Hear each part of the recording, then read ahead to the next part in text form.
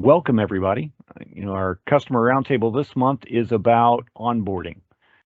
Um, the roundtable is changing format just a little bit. You may have noticed with our last one where we were talking about change communications. We're focusing broadly, more broadly than just the technical stuff that we've been talking about for a long time, related to the process and the product that we're working with and services and using it for things. We're broadening a bit to talk about strategies and trends and requirements and challenges that are facing you as a VisualSP customer. Some of those are technical and some of them aren't, right? But regardless of where the challenge comes from, it's there. Right. So we wanted to be able to talk about some of those things and see if we could help those of us that have expertise in these various areas help the rest of us with those that don't. So this is an example of that. A quick note just for housekeeping, we are publishing episodes of this now in our VisualSP YouTube channel. So here on the screen at the moment, there's a QR code if you're doing it from a mobile device, just want to go there quickly. Or there's a link you can copy, or you should be able to click on that as well. Since I'm doing this with a PowerPoint Live, you should be able to interact with the slides. Yep. Let me know how that goes. It's one I haven't used very much in Teams meetings with these, but I like it a lot. So some feedback on that is appreciated, if that's a good thing or if it's distracting and doesn't work. Good. The QR code worked? Great. Yep. All right. Yeah, I was able to click on the link and it pulled it up for me. Awesome. I was technology, am I right? So the idea here is this makes it easier for everybody to find and consume these things later. We've always been doing a follow-up email, and we'll still do a follow-up email. We're going to kind of incorporate this with our newsletter that goes out every month so that, they kind of help each other be better.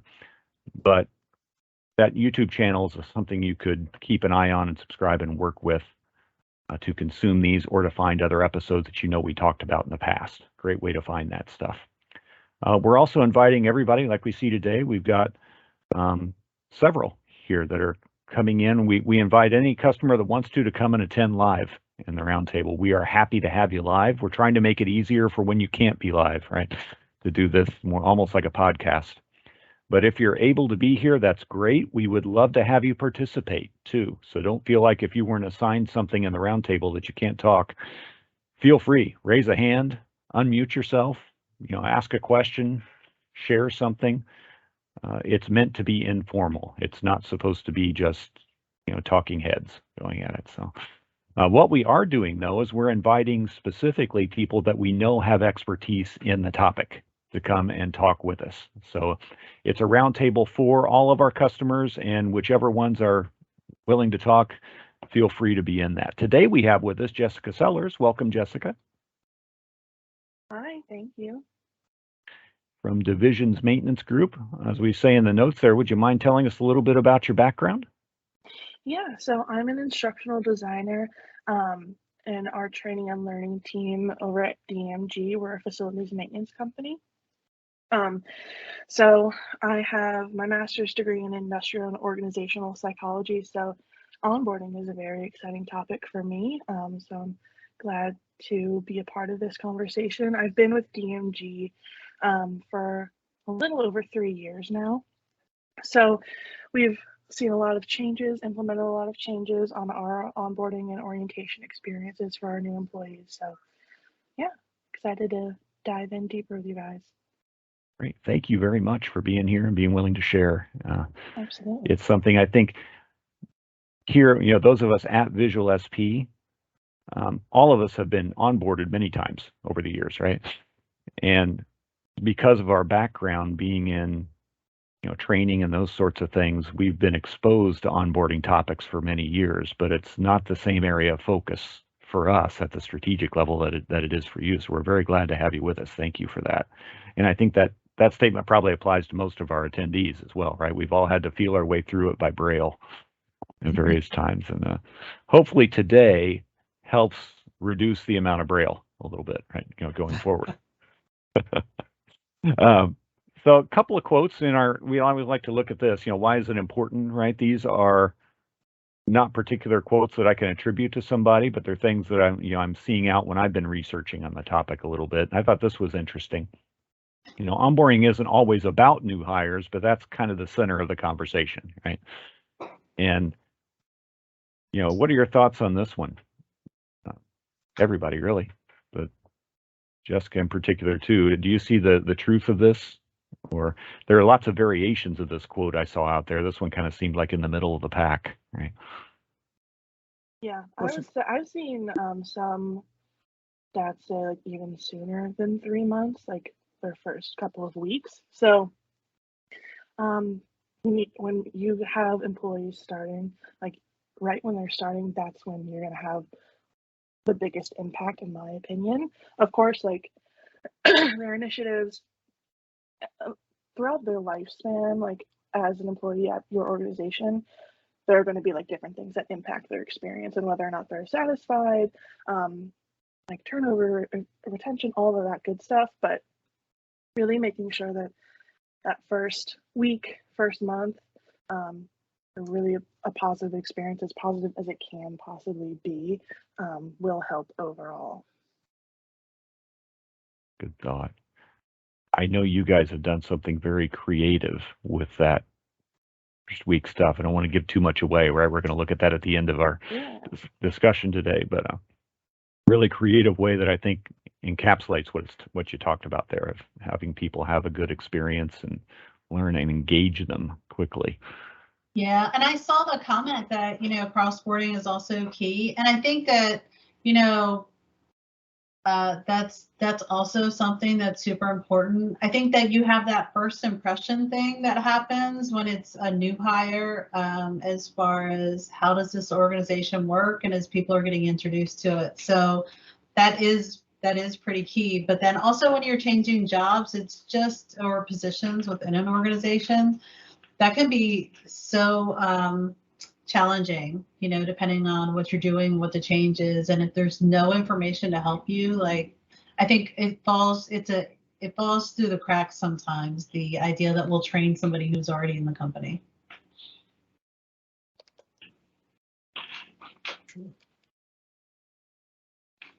Related to this, whether it's a new hire that we're talking about, or whether it's your entire user population that has to adopt a new tool that comes in, it's kind of the same principles that we're talking about here, right? But I really like this one. If we tend to expect a lot out of employees, out of staff, right? We expect them to be productive. We expect them to perform. But if we expect that, we have to make the extra efforts to engage them. And that happens at the very beginning. We see that a lot with customers that are migrating from one tool to another or starting down the path. We have a customer I've been working with recently that they're onboarding to a CRM system, right? We get any of you guys that use that know those are big, complicated systems, right? There's so much data that's trying to be tracked and cross-referenced. There's so much there to it, and they've been working a lot on that, trying to make it as intuitive as possible to get those quick little answers as people are trying to learn how to use this thing. But I like this quote a lot.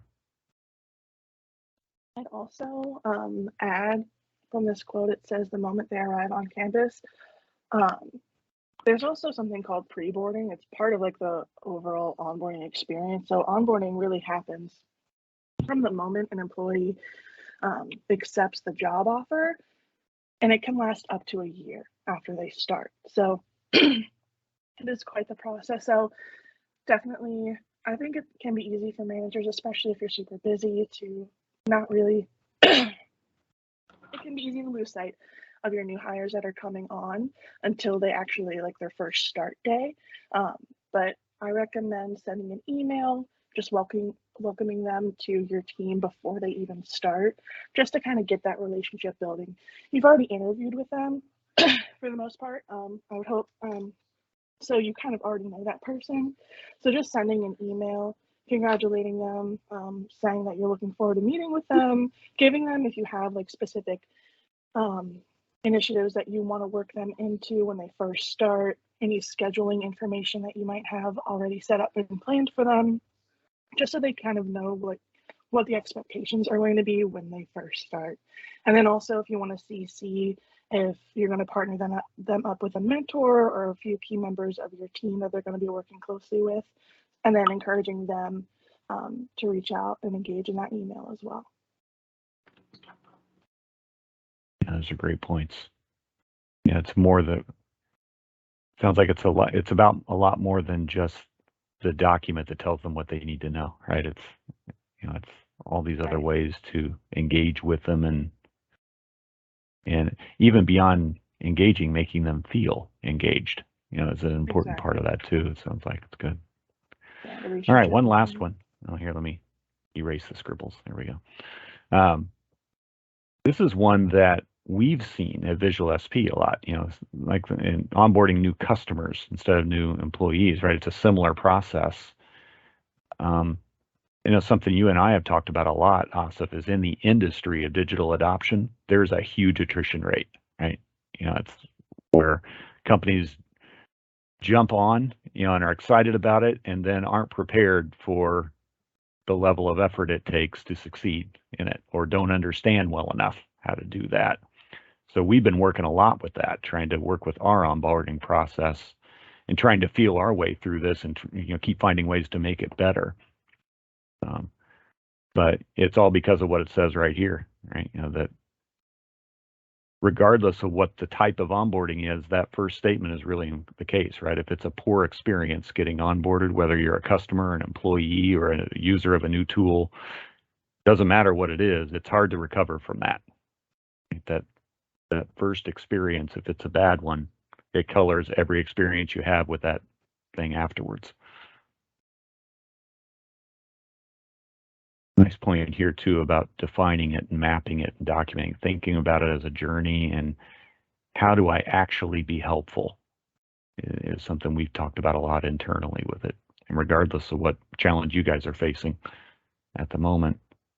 I think as an employee, like when you have those like a bad onboarding experience, it's just so frustrating and you feel lost. And you know, it's even worse if you don't know who to call or who to contact, or, you know, you're just running around like trying to find someone to help you. It doesn't give you that warm, fuzzy feeling for sure. Yeah, it's true. So let's dig a little deeper. This is a good resource. We would encourage you to snap the QR code or click the link and save it, or, you know, you'll have access to this afterwards too, if you like. But the SHRM, I learned from Jessica that you can actually pronounce it as a word, right?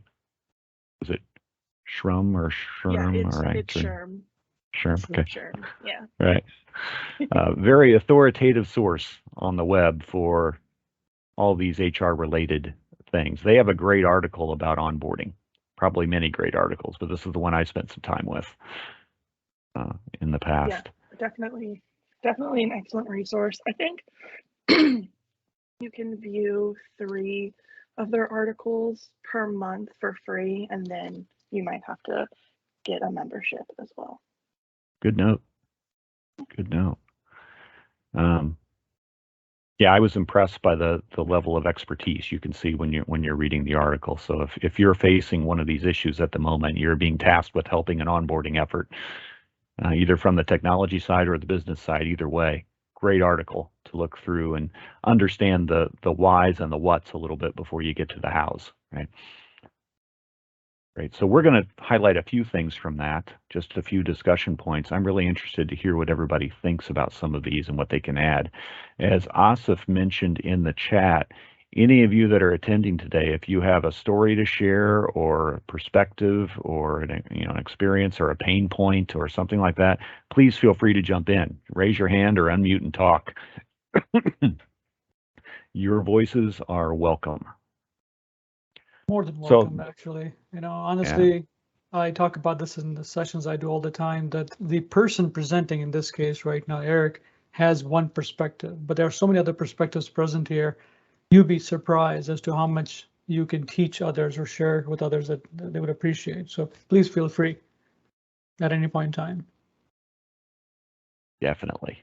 It's onboarding is definitely not a source of deep expertise for me. It's definitely needs your perspectives and your feedback. So please do. Looking through that article, this is one of the points that stood out to me.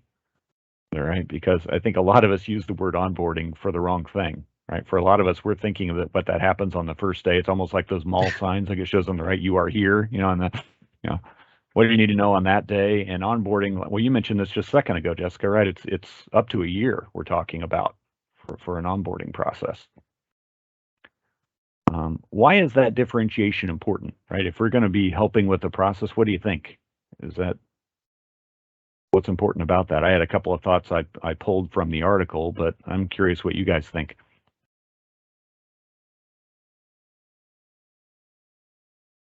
For me, I'll just jump right in. So it's important to me because, and I've seen this in many of the companies that I've worked with, many of the people that I've talked to, that deal in, well, any company really, because every company has employees, right?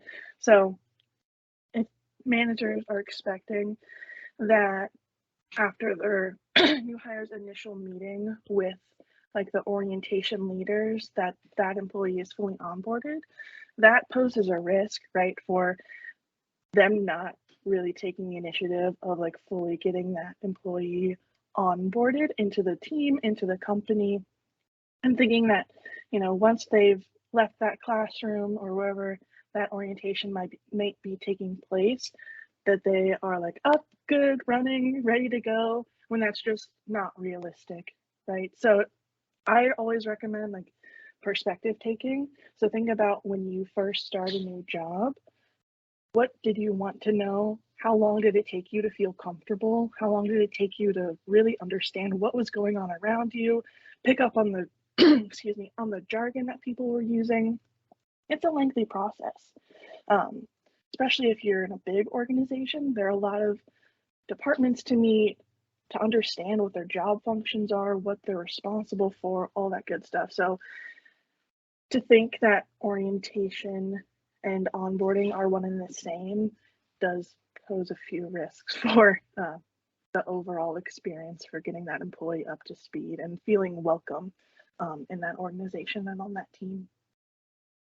I agree. I think the whole feeling welcome thing is so important. And I was just going to add that, there's the orientation might highlight the important formal processes, but there's so many informal things that happen in an organization. And, those are things that happen as onboarding. Some of them are formal, but there's a lot of other things that happen that you just learn the longer you're there. And so they may or may not fall into like that initial training.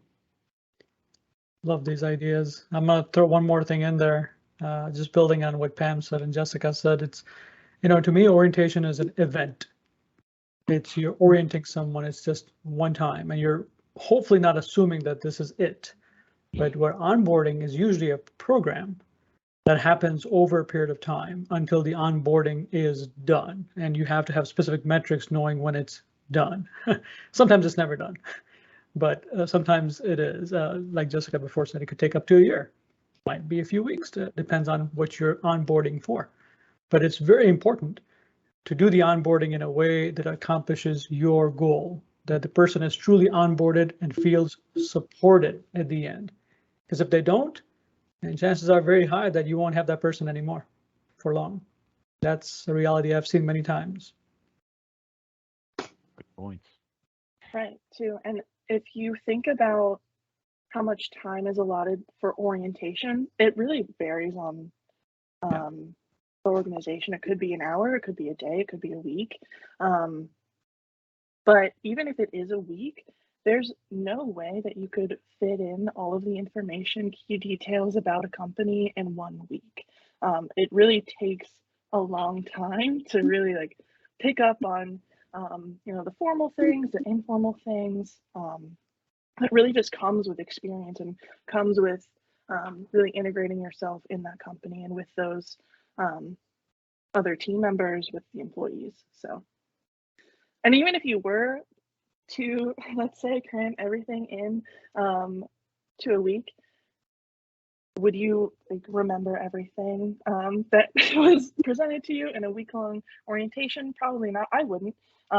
Never. You're already focused on being nervous, first day jitters, first week jitters. You just kind of want to go out and meet your team, kind of get your job up and running. So a lot of things might be lost from orientation and like a retention standpoint, like mentally. But as long as they're getting welcomed into the organization and feel supported by, the orientation team, the manager, the team members, people outside of their team, then, that's going to be a better experience. It kind of struck me as everybody was talking how there's a lot of parallels between this topic and what we talked about last month, change control communications, right? It's, they talked about in that one, they called it basically you're interrogating yourself.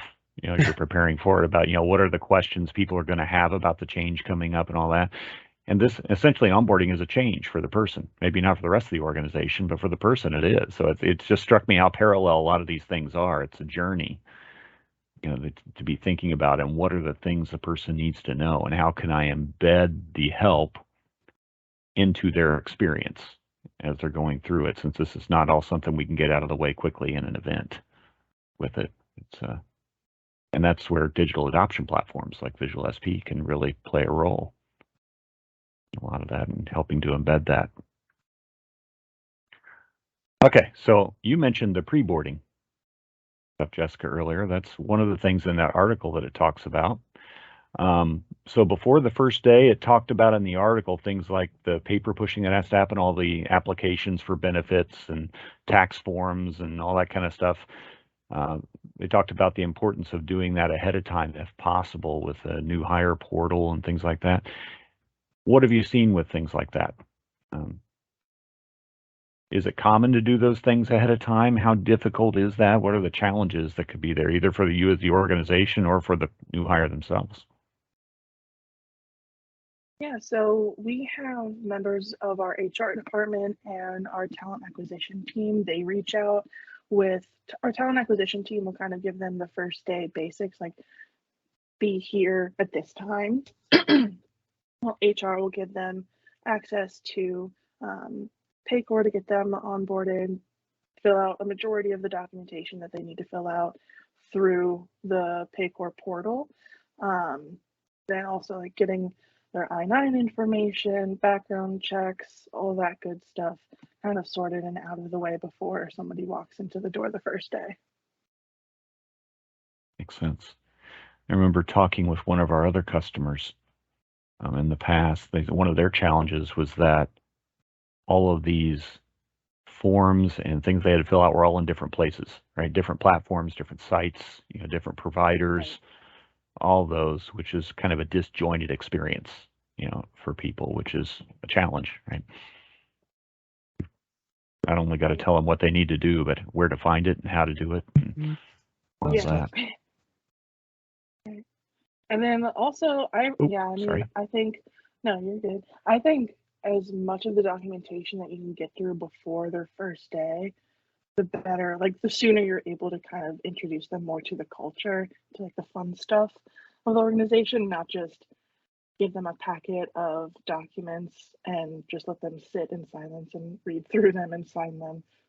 So as much of that can be automated or put before the first day, the better. There's a concept of flipped classroom, right? Which is similar to what you're talking about here. You're getting all the information before you come and discuss and dive into it, instead of having that as homework afterwards. Great points. We had a good question in the chat. Oh yeah. Thank you, Lee. He asked, how long are your pre-onboarding phase? Are there differences between US and other countries? How do you do that? We do have employees in the US and in India, Romania. We have we're kind of expanding right now, so it's a very exciting time for us. But that's come with a lot of different processes that we've been adding. So our HR team will reach out with the Paycor and like documentation information a week out from their start day, regardless of if they're going to be joining us in person or virtually. So remote employees, they'll get the same kind of pre-boarding experience. They just won't have a meeting location sent to them because they'll be having their first meeting with their manager on their first day virtually. Makes sense. Oh, interesting. A 3-month period in India. Very interesting. Yeah.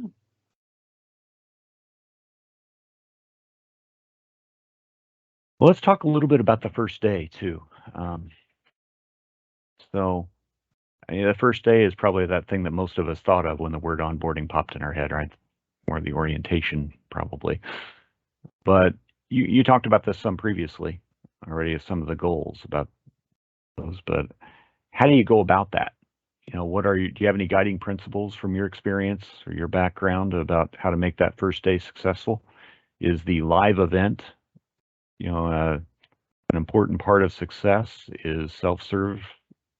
What role do all these different things play in their first day? So our orientation is a week long. So it's a full day Monday, full day Tuesday, and then of like classroom. I guess it's in the training room, so I guess we'll just call it classroom orientation. And then days 3 and 4 are half days. So half of those first 2 half days are kind of going over KPIs, how to perform the job, like keywords and terms that people are going to hear when they go with and sit with their teams. And then the afternoons of those 2 half days, they are like sitting with their team. So kind of we want to get them in with their teams, but we don't want to like rush the process and have them really overwhelmed with the operations of everything. So their first day is led by our HR team. So they go over the remaining documentation. It's only a few things that they can't put through Paycor, and introduce them to the organization, like the key policies, dress code, holidays, pay calendar, and a bit about the company culture. And then the company culture is really the main focus for like the last half of the first day and then the second day. And then at the end of the second day, we kind of get them into our systems and get them set up on their email, help them get acquainted with Teams and SharePoint, DMG Help, and our learning management software. And then, the rest of the week we're focusing on the actual job duties and getting them to sit with their teams. You mentioned a second ago the idea of virtual employees, all remote employees. Yes. What differences are there for that? A lot of the things you mentioned there, typically in the training room, a lot of that happens. Do you have a dedicated Zoom meeting with them from HR, or are there other ways you handle that when people are remote? Yeah, so for remote employees, they will HR will call them, walk them through benefit selection, kind of cover those key concepts in a abbreviated format than in what is presented during the in-person training or in-person orientation. And then we have an OD leader in our company, so she'll lead the virtual new hire orientation every month or every other month. Gotcha. That's where my mind was heading next. When you talked about calling, I was thinking, wow, is that one-on-one? That sounds expensive, right? That's yeah, the HR calls are one-on-one with everybody, but the orientation is more of like the virtual orientation is a group orientation. Gotcha. Makes sense.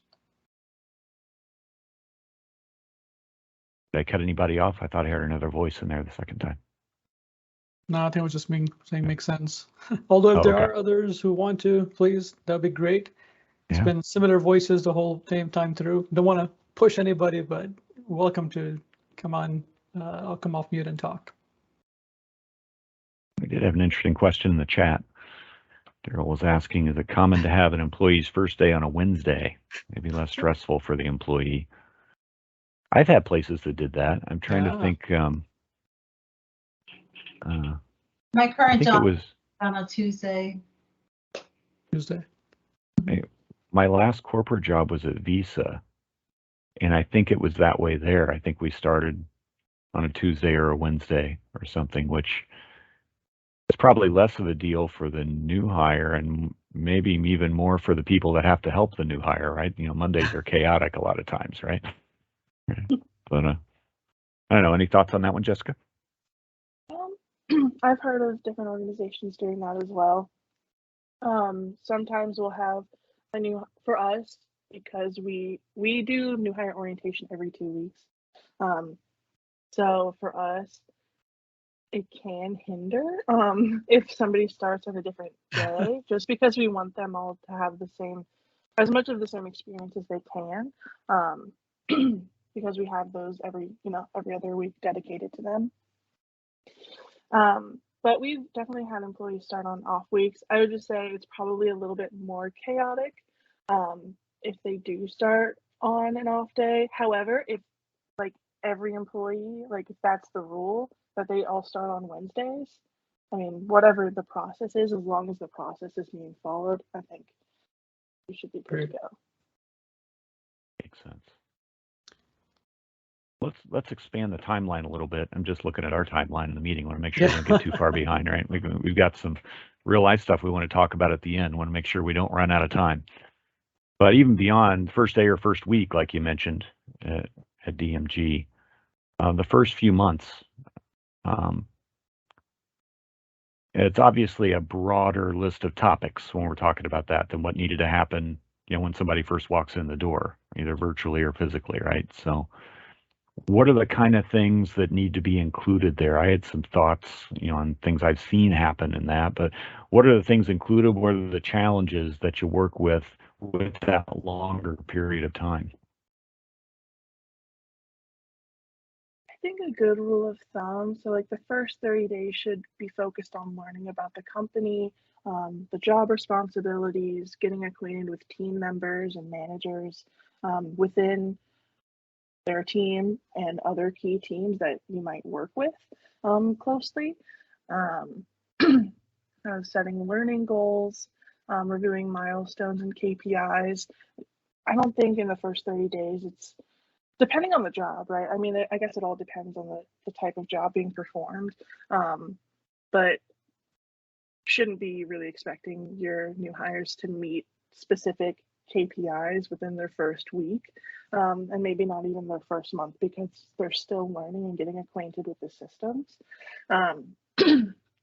And then maybe like 60 days out, or within the first 60 days, they should start to feel more comfortable with, you know, the overall onboarding process, maybe start taking on some long-term responsibilities there, and then, you know, coaching them through feedback as well, and then identifying any knowledge gaps that you're seeing or that they've expressed to you.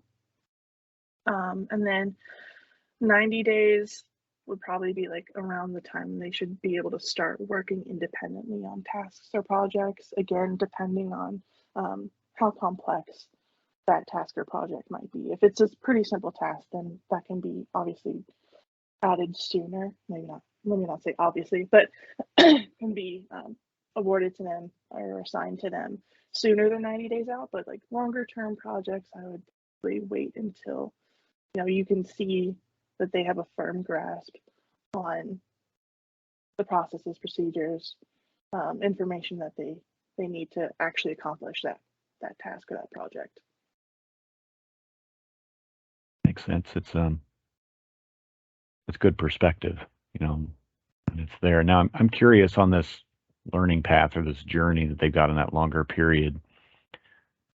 do you determine when somebody needs to learn the next thing? Is it based on dates? You know, you've been here 90 days, you need to learn this now, or is it based on when they first try to do a task? You know, is it triggered or is it scheduled more? Or is it both? Yeah, that's a good question. I would say a combination.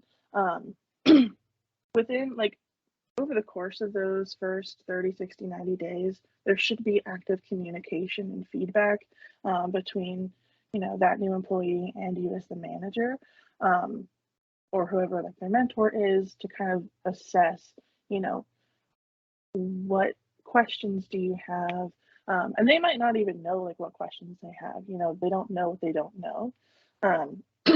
So maybe having specific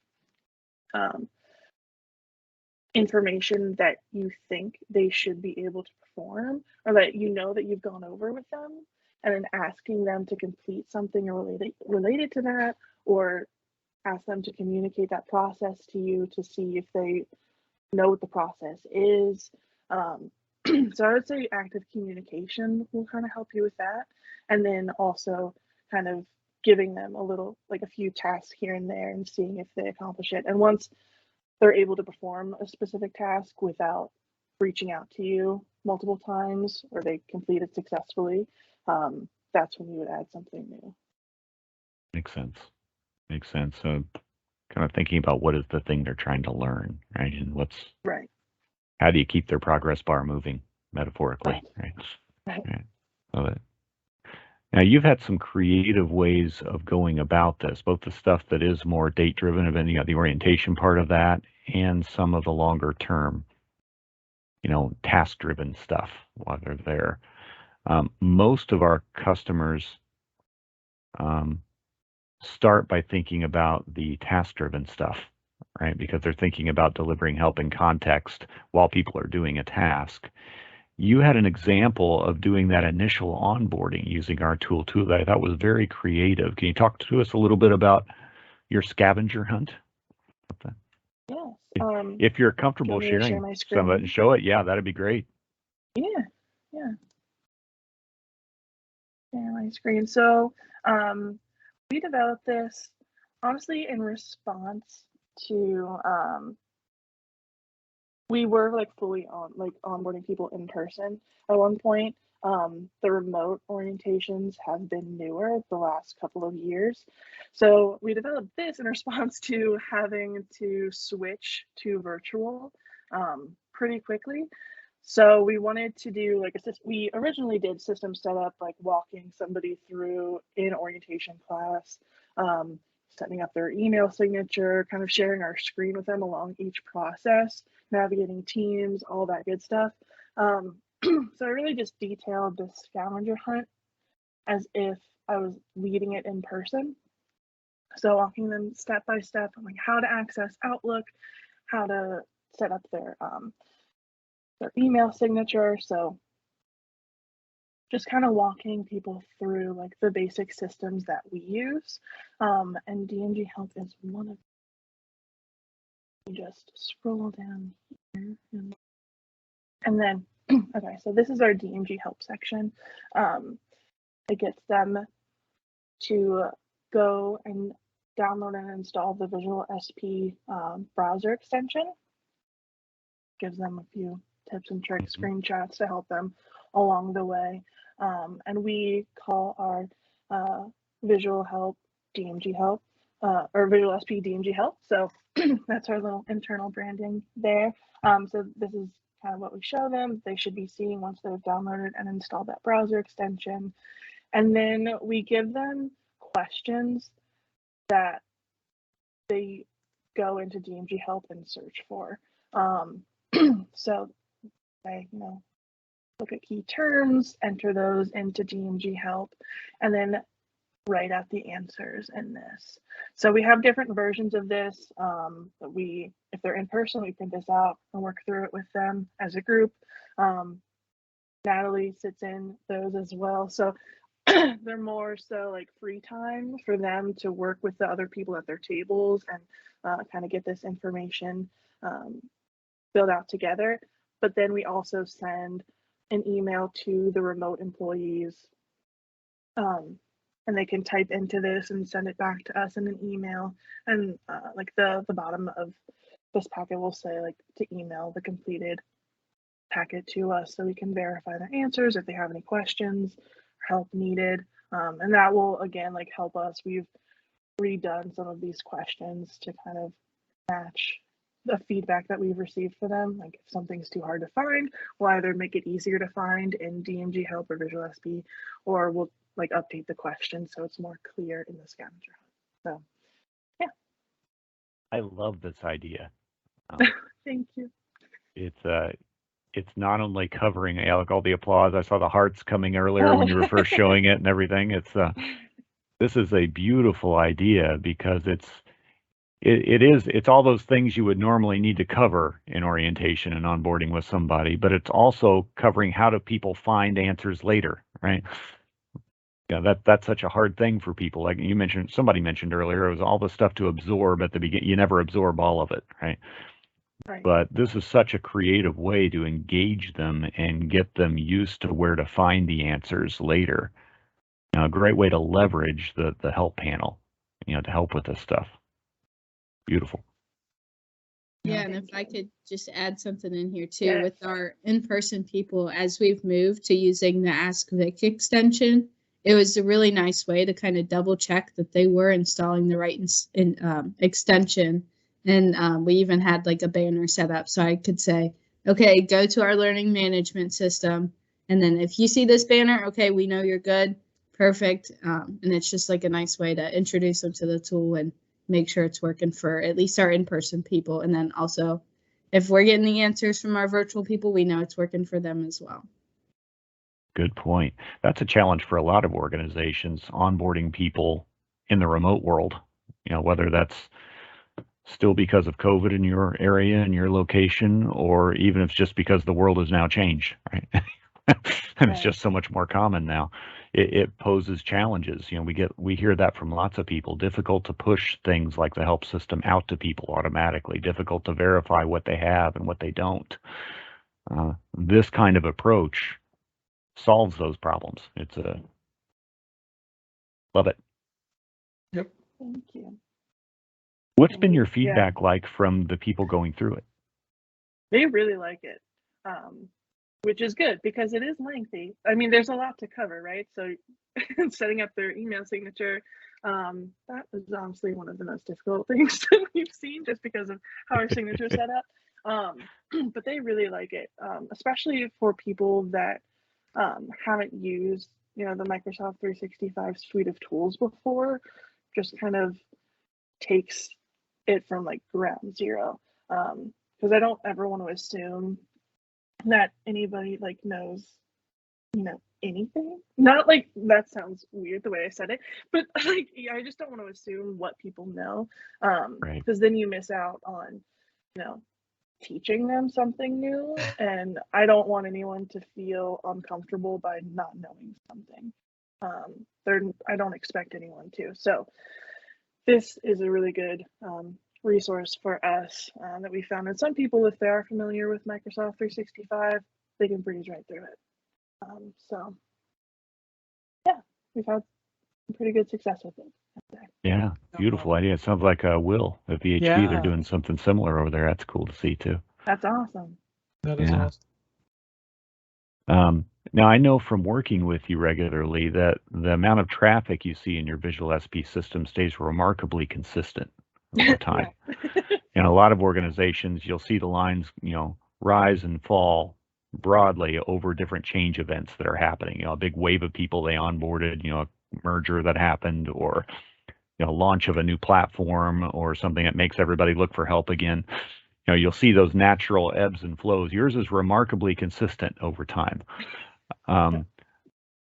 So do you think that's fed by constant onboarding? Is it fed by the fact that people are aware of it in here and they continue to go look for help afterwards? What do your instincts tell you there from what you're looking at in the data? My instincts tell me that it's most of our traffic is during orientation, but I will say that we have some very key resources that people consistently go back to. Mostly our directories for our employees. Like each team is broken down into like, it goes into like their different roles, their title, or well, role and title are the same thing. Their roles, their region that they cover, employee or the customer that they service, their phone number, email address. So pretty important information that they consistently like go back to, and it changes so much, and it's not really tracked right now in Outlook or the directory. So we have those resources that people go to a lot. And That's a then good I would point. say our Yeah. newer employees are more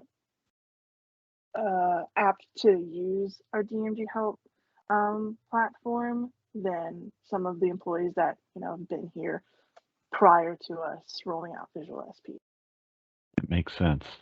And I think you make a good point there that it's a lot of times the non-technical things that people go back and look for again and again. You mentioned the directories. I know we saw in one of our other calls, there was a checklist they use when people are visiting a facility to do, I don't remember if it was snow removal or what it was, but it was one of your top, your top access help items because people needed it over and over and they couldn't remember where it was, right? Right. The importance of putting those non-technical things Yeah. in the help panels is big for the value you get out of it. I'll throw something else in there also, something I was just about to write about in my newsletter that goes out every week. Many times people think that this system or these type of systems are all about learning and training and how to. And we all know hopefully that's not the case. We need the information, and that information could be training, could be learning, could be small how to, or it could be information about policies, guidelines, governance, gotcha, tips, tricks, any kind of information that is delivered at the moment of need to help a person get their task done, let them move forward. I think that's what you mentioned. I can't remember the words that you used, Eric, earlier, but kind of just moving forward one step, right? Mm-hmm. And that's pretty important for everybody to understand. I think that the moniker of learning in the flow of work has become so popular these days that that is definitely something we should be thinking about, but that's not where it stops. That's where it starts. There's so many more applications to it. Very good point. Ring. Thank you very much, ASL clap, right? Thank you, Jessica, for sharing. We appreciate it. Very helpful, great example for us and good lessons for us to learn. Aware of time here, just a couple of things we wanted to mention from a product announcement standpoint, right? Since we have many of our customers here or will be looking at this later. A couple of things we wanted to mention. We just recently implemented a more modern look for our walkthroughs that we were very excited about. There was a lot of applause internally when we got that up there. We feel really good about that. And just a little preview, we're in the middle of enabling some basic default styling choices for you in your subscription to configure too. So like the color of the buttons and the background color, some basic things there that will help you tune this to your organization if you'd like. So look forward to that.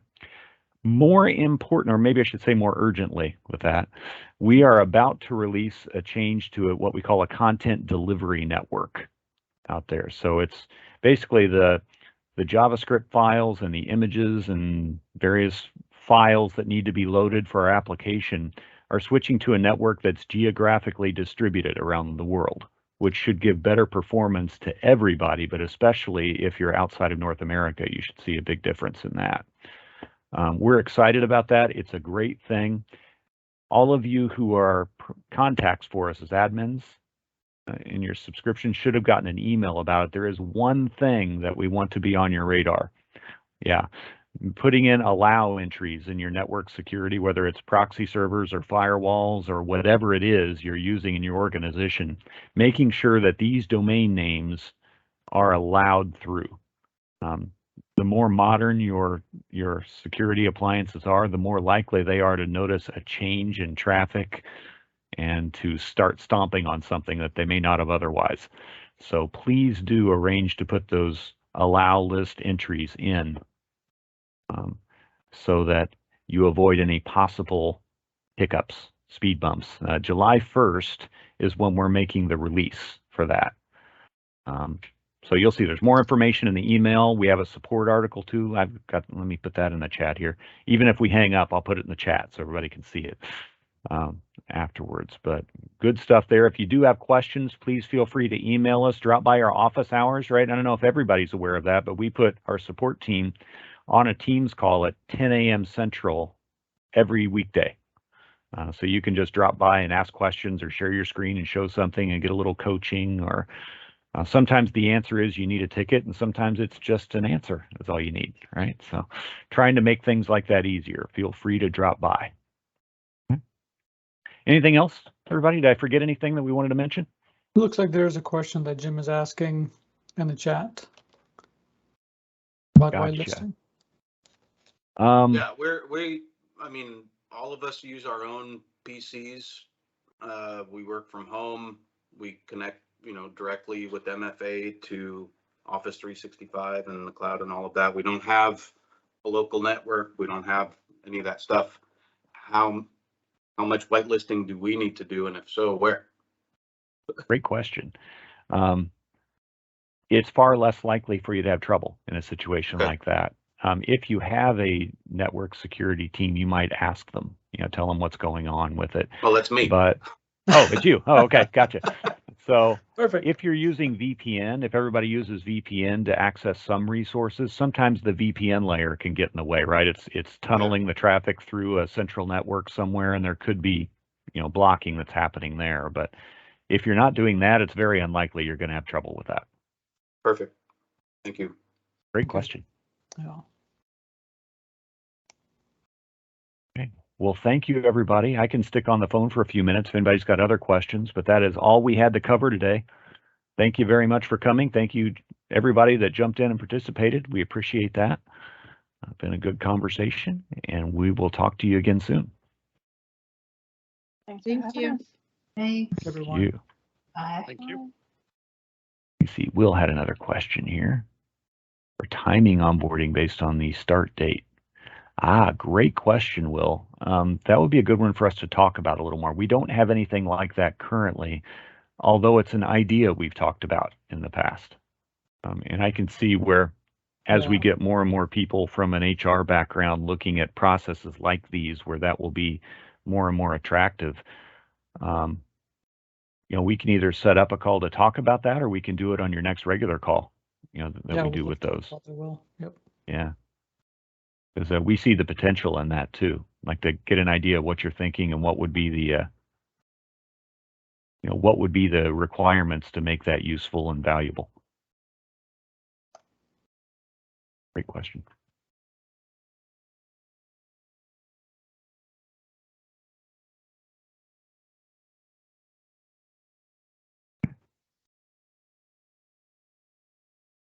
All right. All right, cool. Thank you. Thanks, Will. All right. Bye, everybody.